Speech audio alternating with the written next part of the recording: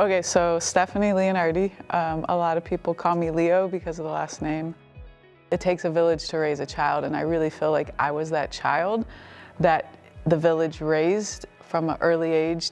Neighbors, teachers, coaches, friends, parents, and then you're a family of origin. And so I really feel like I'm that DNA of my village and my family, and so I get to do that here in Summit Lake. In 2014, I resigned from teaching and moved from North Hill, where I grew up, and moved to Summit Lake in the same summer. So it's like, now what? And I really said no to anything teaching, art, and coaching related. And I thought, maybe I'm supposed to do something else. And that first year I lived here, I just was watching the neighborhood, just observing and entering in as a neighbor. And I had no money, I had no real connections, so the only thing I could offer was listening.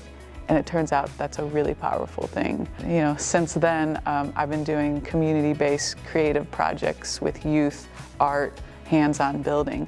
So it was like a refined version of what I was doing outside of those structures and systems. I've never been told or asked to do a job more than the one that was related to the pump house. So they were doing a call for project manager with the pump house building. So I get pulled into this whole idea of what could this building be, and a big, like $100,000 like project to do something in the neighborhood. And I thought, how cool would it be to be a part of something that's a vacant, abandoned-ish building and turn it into something? I'm sure that skill won't go wasted. So I kind of moved toward it. And it really overlapped with reimagining Civic Commons. I'm still on the Civic Commons core team.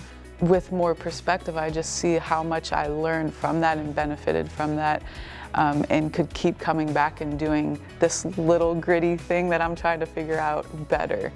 And then to have real people that were really supportive. Like, I see our name up there, Summit Lake Build Corps, and I'm just like, oh yeah, like we've been around, we've done some things, and people acknowledge that and support that.